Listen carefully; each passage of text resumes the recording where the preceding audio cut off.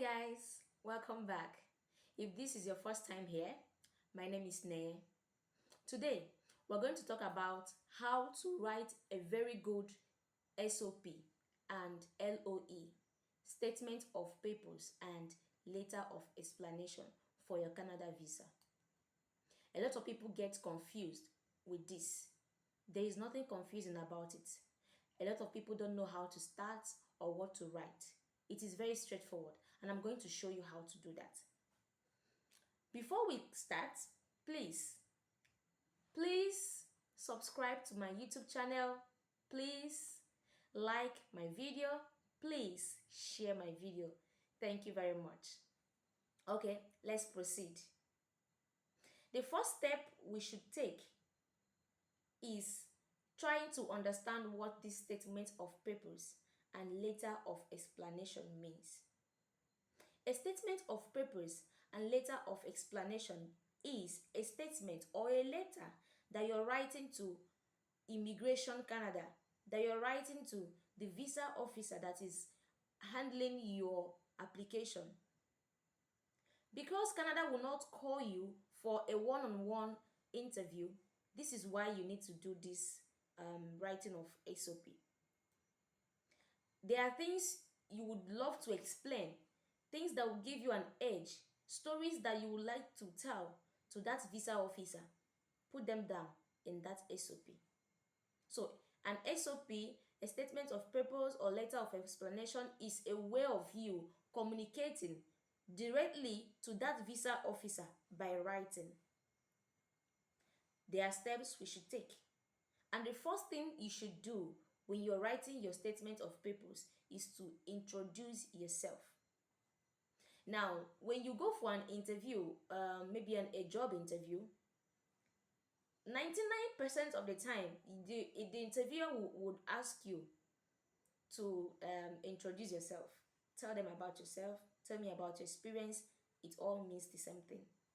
So, just the way you would have done it, tell your visa officer about you. Introduce yourself to your visa officer. Number 2, you will talk about your academic and work background. Your academic and work background is the step 2 of writing your LOE or SOP. Now, I could say I studied microbiology in University of Nsukka, and after my studies, I did this, I did that, I went there, I came back, I have a master's degree, I have a PhD, I have a postgraduate diploma. Say everything you have. Now, this is what people fail to understand.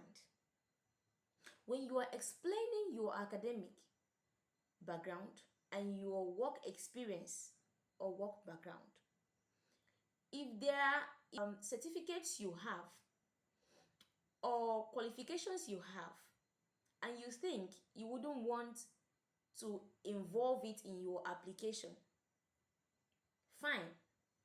But have this in mind. Canada keeps record of every single thing you said. Every single thing you told them in your explanations, in your SOP, it is on record.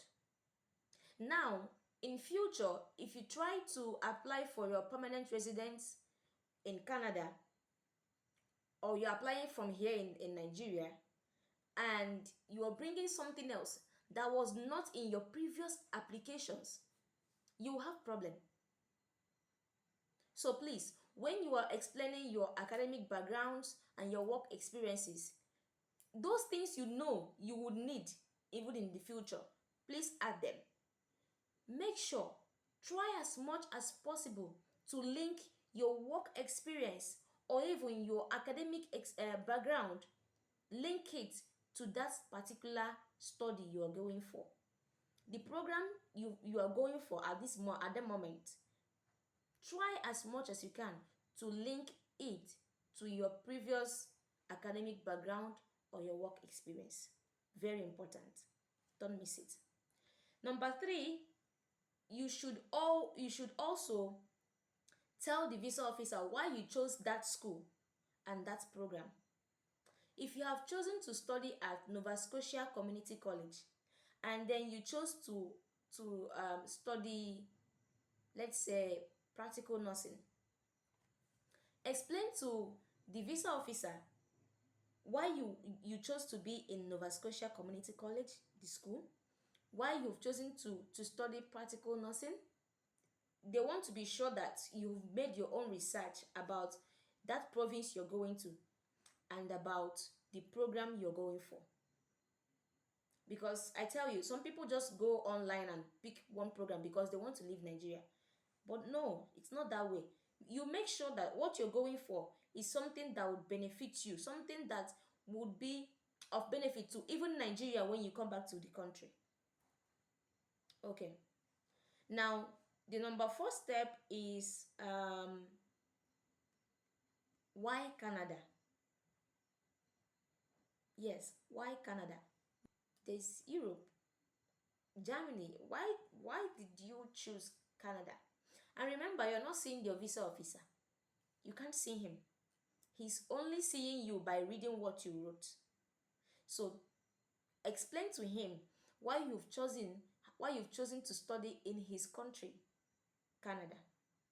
Tell them about the high quality of education. Tell them about multicultural society.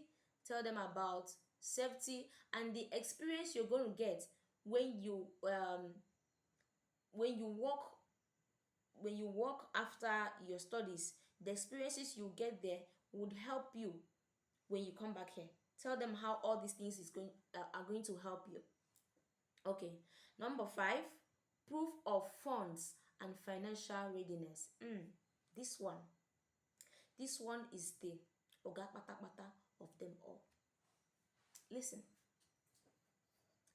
Unlike the UK, Canada is not expecting you to dump money in your account for 28 days and then print your statement. Canada is expecting you to show them your capacity. Show them what you are financially. Not dumping millions of naira. They want to see steps, like you're doing business. What is coming in from this business? What is going out? You said your uncle is sponsoring you. What does this your uncle do? What is coming in? What is going out? You want to sponsor yourself. You've been working for the federal government of Nigeria and you think your salary, you've saved enough. Okay, what is your salary? How long have you been working to have saved 40 million naira, 20 million naira, 10 million naira? You will explain to them what you do for a living, how long you've been doing this for a living, how you were able to gather these funds that you want to use for your study visa. I will do a separate video for proof of funds explanation. It is very elaborate. Okay. Number 6, home ties. Very important. Very important. Home ties. Listen. The visa officer wants you to tell them how and what will bring you back to your country after studies. Now, there are things you can mention to your visa officer is your job. Probably you work for federal government of Nigeria and you still have your job. Like most times people go for study leave and their work is still there. Okay, so if you're still working in Nigeria and you're going for studies, okay, fine. You can tell them you're coming back for your job. If you have a husband down here, you can tell them your husband is waiting for you and you wouldn't want to overstay. If you have children down here, talk about your children, your extended family. Now, you should have a conclusion.